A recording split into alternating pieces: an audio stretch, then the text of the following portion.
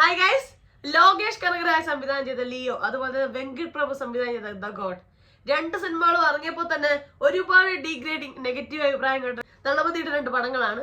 സത്യം പറഞ്ഞാൽ ഇതിൽ രണ്ടിൽ ആരാണ് ദ റിയൽ ഗോഡ്? ലിയോ എന്നുള്ള പടം കമ്പയർ ചെയ്യുമ്പോൾ ഗോഡ് ബെറ്റർ ആണോ, അല്ല ഗോഡ് കമ്പയർ ചെയ്യുമ്പോൾ ലിയോ ബെറ്റർ ആണോ? ഇത് രണ്ടൊരു സൈഡിൽ വെക്കട്ടെ, ബാക്കി തളപതിയുടെ പടങ്ങൾ എടുക്കട്ടെ. അപ്പൊ നിങ്ങൾക്ക് തോന്നുന്നത് മുന്നത്തെ പടങ്ങളാണ് ഈ രണ്ട് പടങ്ങളെക്കാളും ബെറ്റർ ആയിട്ട് തോന്നുന്നുണ്ടോ? അപ്പൊ സോഷ്യൽ മീഡിയയിൽ നടന്നുകൊണ്ടിരിക്കുന്ന ഈ ചർച്ചകളെ കുറിച്ചൊക്കെയാണ് ഞാൻ സംസാരിക്കാൻ വന്നത്. ഫസ്റ്റ് ഓഫ് ഓൾ, എനിക്ക് ഗോഡിന്റെ റിവ്യൂവിന് താഴെ കിട്ടിയ ഒരു കമന്റ് ആണ്. ഞാനൊരു അന്ധം ഫാൻ ആയതുകൊണ്ടാണ് എനിക്ക് ഈ സിനിമ നന്നായി തോന്നുന്നത്, ഗോഡ് നന്നായി തോന്നിയതെന്ന് ഒരാൾ അഭിപ്രായം പറഞ്ഞു. സത്യം പറഞ്ഞല്ല, ഞാനൊരു ഭയങ്കര വിജയ് ഫാൻ ഒന്നുമല്ല. ഏതോ സിനിമയായാലും ഞാൻ അത് കണ്ട് ആസ്വദിച്ച് അതിനെ കുറിച്ച് അഭിപ്രായം പറയുമ്പോൾ സിനിമ എങ്ങനെയാണ്, അതിൽ അഭിനയിച്ചവരെങ്ങനെയാണെന്നുള്ളത് മാത്രമേ സംസാരിക്കാറുള്ളൂ. അല്ലാതെ ഒരു നടനോട് താരാരാധന കൊണ്ട് ഭയങ്കരമായി പൊക്കി പറയാനോ താഴ്ത്തി പറയാനോ ശ്രമിച്ചിട്ടില്ല. അതുകൊണ്ട് തന്നെ ദ ഗോട്ട് എന്നുള്ളത് എന്റെ ജെന്യൂനായ റിവ്യൂ ആണ്. അല്ലാതെ അത് തളപതിയെ പൊക്കാനോ അല്ലെങ്കിൽ തളപതിന്റെ ഒരു ഫാൻ ഗേൾ ആയതുകൊണ്ട് പറയുന്ന അഭിപ്രായമല്ല. അത് പൂർണ്ണമായിട്ടും ഒരു സിനിമ കണ്ടപ്പോൾ എനിക്കുണ്ടായ ഒരു ഫീൽ, ഒരു അനുഭവമാണ് ഞാൻ നിങ്ങളോട് ഷെയർ ചെയ്തത്. അപ്പൊ ശരിക്കും ഈ സിനിമയുടെ ദ ഗോഡ് എന്നുള്ള സിനിമയുടെ നെഗറ്റീവ്സ് പോസിറ്റീവ്സിലോട്ട് നമുക്ക് വരാം. അതിനു മുന്നേ വേറൊരു സംഭവം എനിക്ക് തോന്നിയത്, ലിയോ എന്നുള്ള പടം ഇപ്പം എല്ലാവരും നന്നായി കാണുന്നു. അതായത് ലിയോ ഇറങ്ങിയപ്പോ എല്ലാരും മോശമാണ്, ഫസ്റ്റ് ഡേ തന്നെ ഒന്നിനും കൊള്ളൂല, ലോകേഷ് കനകരാജിന്റെ ഒരു പടമല്ല ഇത് ഫുള്ളി തളപതി അങ്ങ് എടുത്തൊരു പടമാണ്. അതായത് ഫുള്ളി തളപതിയിലായ കുറെ സംഭവങ്ങളൊക്കെ ചേർത്ത് ടോട്ടലി ഇതൊരു വേസ്റ്റ് പടമാണെന്നുള്ള ഒരുപാട് അഭിപ്രായം കേട്ട പടം ലിയോ ഇറങ്ങിയ സമയത്ത്. അതുപോലെ തന്നെ ദ ഗോട്ട് ഇറങ്ങിയ ദിവസം തന്നെ ഭയങ്കര ഡിഗ്രേഡിങ് നെഗറ്റീവ് അഭിപ്രായം കേട്ടോണ്ട് നിൽക്കുവാണ്. ഇപ്പൊ ദ ഗോട്ട് ഇറങ്ങിയപ്പോൾ എല്ലാവർക്കും ഇപ്പൊ അഭിപ്രായം ലിയോ ഏതാണ്, ഈ ഗോട്ട് എന്നുള്ള സിനിമ കൊള്ളില്ല എന്നുള്ള അഭിപ്രായമാണ് ഇപ്പൊ എല്ലാവർക്കും. ഇനിയിപ്പോ അടുത്തൊരു പടം ഇറങ്ങുമ്പോൾ ഗോട്ട് അടിപൊളിയാവും, അടുത്ത തളപതിയുടെ പടം മോശമാവും. അപ്പൊ അങ്ങനെ പോകും.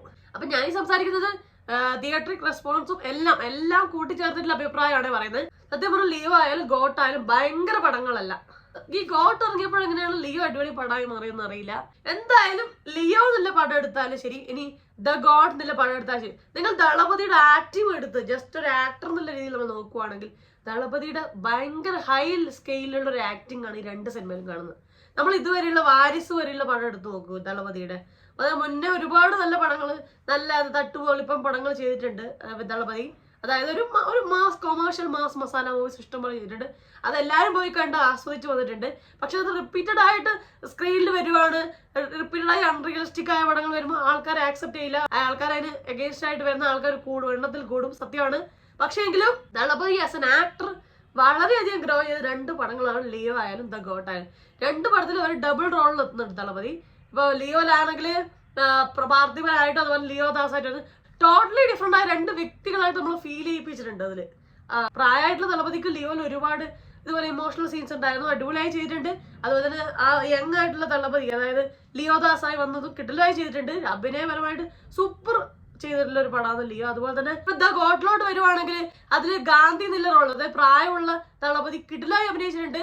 അത് മകനെ നഷ്ടപ്പെടുന്ന സമയത്ത് സ്നേഹയായിട്ട് സംസാരിക്കുന്ന ഒരു സീനൊക്കെ എന്റെ അമ്മ ഭയങ്കര അടിപൊളി അഭിനയിച്ചിട്ടുണ്ട്. അതുപോലെ തന്നെ മകനെ തിരിച്ച് കിട്ടുന്ന സമയത്തിൽ അഭിനയം ഒരുപാട് സീൻസ് ഉണ്ട്, മെമ്മറബിൾ ആയിട്ട് തളപതി ചെയ്തു വെച്ചത്. അതുപോലെ തന്നെ ജീവൻ എന്നുള്ള ക്യാരക്ടറായിട്ട് ഡബിൾ റോളിലാണ് ഇതിലും ചെന്നിട്ടുള്ളത്.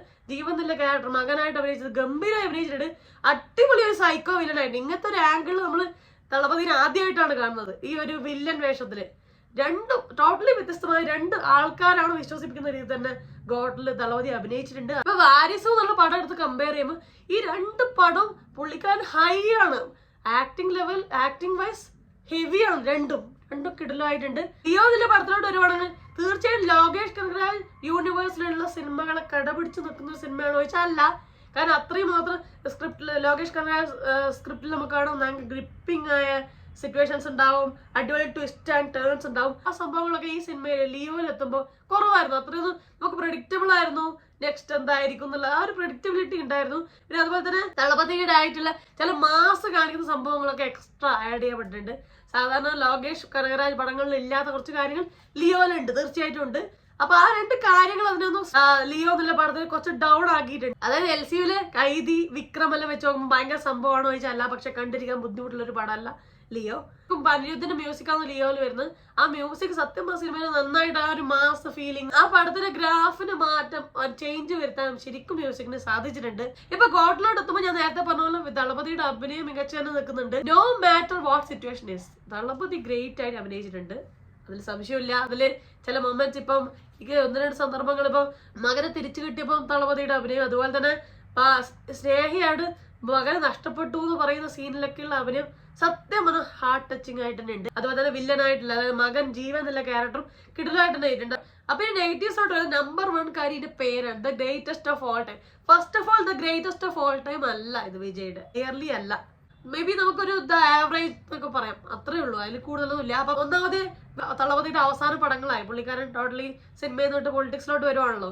അപ്പം the greatest of all time പുള്ളിക്കാരന്റെ മൊത്തം കരിയറിലെ ദ ഗ്രേറ്റസ്റ്റ് ആയിരിക്കും എന്നുള്ളൊരു പ്രതീക്ഷ ആ പേര് തന്നു. ആ പേരിന്റെ ആവശ്യമില്ല, ആ പേരിനെ ജസ്റ്റിഫൈ ചെയ്യുന്ന ഒരു സംഭവം സിനിമയിലില്ല. അപ്പൊ അതൊരു നെഗറ്റീവ് തന്നെയാണ് പടത്തിന്റെ. രണ്ടാമത് പറയുന്നത് ഇതിന്റെ സംവിധായകൻ വെങ്കിട്ട് പ്രഭു കൊടുത്ത ഇന്റർവ്യൂ ആണ്. മാക്സിമം ഇവർ ഹൈപ്പ് കൊടുക്കാതെ കാര്യങ്ങൾ മുന്നോട്ട് കൊണ്ടുപോയിട്ടുണ്ട്. പക്ഷെ ഇന്റർവ്യൂ എത്തിയപ്പോ പുള്ളിക്കാരൻ അത് ടോട്ടലി വേസ്റ്റഡ് ആക്കി, പുള്ളിക്കാരൻ തള്ളി മറിച്ചു. അതായത് ഒരു സീൻ മിസ്സായി കഴിഞ്ഞാൽ നിങ്ങൾക്ക് അടുത്ത് മനസ്സിലാവില്ല, അത്രയും കോംപ്ലിക്കേറ്റഡ് ആണ് എന്നുള്ള രീതിയിലൊരു അഭിപ്രായം കൊടുത്തു.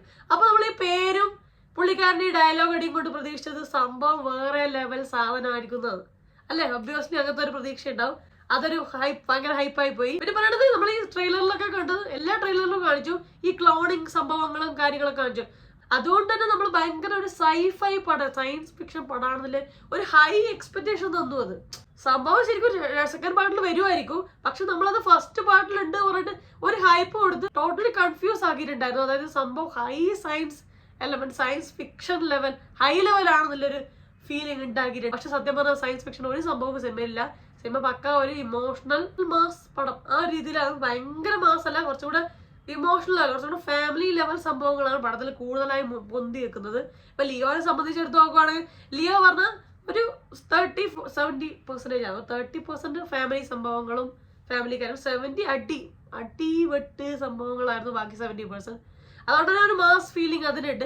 ഇതിന് അത്രയൊരു മാസ് എലമെന്റ്സ് ഇല്ല ഈ ഗോട്ട് എന്നുള്ള പടത്തിന്. ഈ പടം മോർ ലൈക്ക് എന്താ പറയാ, വിജയ്ക്ക് മോനെ നഷ്ടപ്പെട്ടു പിന്നെ തിരിച്ചു കിട്ടി, അപ്പം അതിലൂടെയുള്ള ഇമോഷണൽ ട്രാൻസ്ഫോർമേഷൻ, ഗാന്ധിയുടെ ഒരു ലൈഫിലൂടെയാണ് സിനിമ പോകുന്നത്, മോർ ഇമോഷണൽ ആണ്. ഇനി നാലാമത്തെ നെഗറ്റീവായി തോന്നിയ VFX സംഭവങ്ങളാണ്. ആദ്യം വിജയകാന്ത് എന്നുള്ള നടനെ പടം തുടങ്ങിയപ്പോ VFX സംഭവത്തിലൂടെ കാണിച്ച് നല്ല ബോറാക്കിയിട്ടുണ്ടായിരുന്നു. ഇനീഷ്യലി നമ്മൾ കയറിയപ്പോ തന്നെ എന്താ പറയാ, ഫസ്റ്റ് ഇംപ്രഷൻ ബെസ്റ്റ് ഇംപ്രഷൻ എന്ന് പറഞ്ഞ പോലെ നമ്മൾ കയറിയപാട് അതൊരു വൺ നെഗറ്റീവായിട്ട് ഫീൽ ചെയ്തു. കാരണം പുള്ളിക്കാരുടെ VFX സംഭവം ഒട്ടും നീറ്റ് ആയിരുന്നില്ല. ഒരു നമുക്ക് മനസ്സിലാവുന്നുണ്ടായി, ചില സമയങ്ങളിലാണ് വിജയകാന്താണ് മനസ്സിലായത്, ചില സമയങ്ങളിൽ അത് വിജയാണോ സംശയം വന്നു. ഒരു കൺഫ്യൂസിങ് ആക്കിയ ഒരു സംഭവമാണ് അത് ആവശ്യം ഉണ്ടായിരുന്നില്ല. അതുപോലെ തന്നെ നമ്മുടെ ടീനേജിലെ പ്രായത്തിലെ 16-18 വയസ്സിലെ വിജയിനെ കാണിക്കുന്നതും അത്രയും രസകരമായിരുന്നില്ല. കാരണം ഈ VFX സംഭവങ്ങൾ ഒരു ഫോട്ടോയിൽ നിൽക്കുമ്പോൾ അത്ര ബുദ്ധിമുട്ടില്ല, പക്ഷെ ആ ക്യാരക്ടറിന്റെ ഇമോഷണൽ ട്രാൻസ്ഫോർമേഷൻ ഒന്നും ഗംഭീരമായിട്ടല്ല വന്നിട്ടുള്ളത്. അതൊരു എന്താ പറയാ, അതൊരു ഫുൾഫിൽ ആവുന്നില്ല ആ ഒരു VFXലൂടെ. അതുപോലെ തന്നെ മകൻ വിജയുടെ ലുക്ക്, ഹെയർ സ്റ്റൈലും ലുക്കും സംഭവങ്ങളും ഒരുപാട് ട്രോൾ ചെയ്യപ്പെട്ടിട്ടുണ്ട്. നമ്മളെ പ്രേമലൂരിൽ അമൽ ഡേവിസുമായി കമ്പയർ ചെയ്ത ട്രോൾ നമ്മൾ ഇനീഷ്യലിയാണ് കേട്ടത്. സ്പാർക്ക് എന്നുള്ള സോങ്, ലിറിക്കൽ വീഡിയോ സോങ് ഇറങ്ങിയപ്പോൾ ഒരുപാട് പേരെ ട്രോൾ ചെയ്തതാണ്. ആ ലുക്ക് അത്രയും ഗംഭീരമായിട്ടില്ല. ക്യാരക്ടർ വൈസ്, അഭിനയം വൈസ് എല്ലാം കിടുവാണ്. പിന്നെ സ്ക്രിപ്റ്റ് എന്ന് ഭയങ്കര പ്രഡിക്റ്റബിൾ ആയ സ്ക്രിപ്റ്റ് ആണ്.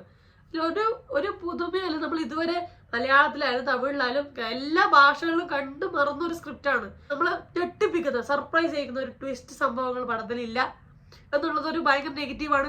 ഇങ്ങനെയൊക്കെയാണ് പടങ്ങളെങ്കിൽ പുള്ളിക്കാരൻ വന്നിട്ട് ഇന്റർവ്യൂവിൽ പറയണ്ടായിരുന്നു, ഒരു സീൻ മിസ്സായാൽ നിങ്ങൾക്ക് സംഭവം എല്ലാം വിട്ടുപോയി, എല്ലാം പോയി, നിങ്ങൾക്ക് അടുത്തൊന്നും തിരിയില്ല എന്നൊന്നും പറയേണ്ട ആവശ്യമില്ല. അതാണ് അനാവശ്യമായ ഒരു ഹൈപ്പ് ഇതിനെ ഭയങ്കര നെഗറ്റീവ് ആക്കിയിട്ടുണ്ട്. Venkat Prabhu hero, the greatest of all time, Mankatha മാനാടൊക്കെ ചെയ്ത തിരക്കഥ എഴുതിയ വെങ്കിട്ട് പ്രഭുവിന്റെ സ്ക്രിപ്റ്റ് ആണെന്ന് നമ്മൾ വിശ്വസിക്കൂല. സാധാ സ്ക്രിപ്റ്റ് അത്രേ ഉള്ളൂ. അപ്പൊ ഇങ്ങനെ ഒരു സ്ക്രിപ്റ്റ് എഴുതിയിട്ട് ഈ ഒരു ടൈറ്റിൽ സിനിമക്ക് വേണ്ടിയിരുന്നില്ല. അപ്പൊ ഇതൊക്കെയാണ് ഈ പടത്തിന്റെ നെഗറ്റീവായിട്ട് എനിക്ക് ഫീൽ ചെയ്തത്. പക്ഷെ എന്നിരുന്നാലും നമുക്ക് തിയേറ്ററിൽ പോയി കണ്ടിരിക്കാം. പക്ഷെ ഒരു പുതിയൊരു ചേഞ്ച് അല്ലെങ്കിൽ ഒരു വ്യത്യസ്തതയൊന്നും കൊണ്ടുവരുന്നില്ല. എനിക്കിപ്പോ ലിയോയിലായാലും ഗോട്ടിലായാലും എനിക്ക് തോന്നിയത് തളപതിയുടെ ആക്ടിങ് തന്നെയാണ്. അതിന് മികച്ചു നിൽക്കുന്ന ആക്ടിങ്, കരിയർ ബെസ്റ്റ് ആക്ടിങ് തന്നെയാണ്. രണ്ടിലും എടുത്തു പറയേണ്ട കാര്യം. ലിയോ ഗോട്ടോടെ കമ്പയർ ചെയ്താൽ ലിയോ കുറച്ചും കൂടെ ബെറ്റർ ആണ്, ശരിയാണ്. കാരണം ലിയോ കുറച്ചും കൂടെ നല്ല സ്ക്രിപ്റ്റ് ആയിട്ടുണ്ട്, എന്ന് വെച്ചാൽ കുറച്ച് ട്വിസ്റ്റ് ഉണ്ട്. പിന്നെ മാത്രമല്ല കുറച്ചുകൂടി ഗ്രിപ്പിംഗ് ആണ്. ഇത്രയും പ്രഡിക്റ്റബിൾ അല്ല ഇത്. ഈ പടം ഭയങ്കര പ്രഡിക്റ്റബിൾ ആണ്. നമ്മൾ കണ്ടു പറഞ്ഞ ഒരു സ്ക്രിപ്റ്റിംഗ് ആണ് ഈ ഗോട്ടിലുള്ളത്. അത്രയല്ല.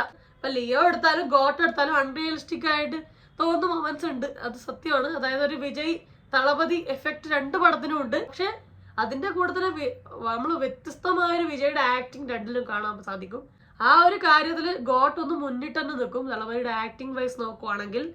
അപ്പൊ തിയേറ്ററിൽ പോയി കാണാനുള്ള സംഭവം ഉണ്ട്. അപ്പൊ നിങ്ങൾക്ക് ഈ വിഷയത്തെ കുറിച്ചുള്ള അഭിപ്രായം എന്താ? ഗോട്ട് നിങ്ങൾ പോയി കണ്ടോ? തിയേറ്ററിൽ പോയി കണ്ടോ? എന്താണ് ഗോട്ടിനെ കുറിച്ചുള്ള അഭിപ്രായം? വിജയ് ഇതിൽ നടന് ഉള്ള മാറ്റങ്ങൾ എന്തൊക്കെയാണ്? പടം നിങ്ങൾക്ക് ഇഷ്ടപ്പെട്ടോ? എന്തൊക്കെയാണ് ഈ സിനിമയെ കുറിച്ചുള്ള നിങ്ങളുടെ അഭിപ്രായം എന്നുള്ളത് താഴെ കമന്റ് ചെയ്യുക. അപ്പൊ അത്രയുള്ള വീഡിയോ ലൈക്ക് ചെയ്യുക, സബ്സ്ക്രൈബ് ചെയ്ത് സപ്പോർട്ട് ചെയ്യുക, ഷെയർ ചെയ്യുക, കമന്റ് ചെയ്യുക. എല്ലാവരും കമന്റ് ചെയ്യണം, നിർബന്ധമായി കമന്റ് ചെയ്യണേ. അപ്പൊ അത്രയുള്ള എല്ലാവരും ഹാപ്പി ആയിട്ടിരിക്കാൻ. മറ്റോ റിവ്യൂ, റിയാക്ഷനോ, സോഷ്യൽ ഷെയർ നെക്സ്റ്റ് ടൈം ആണോ? അതുവരെ ബൈ.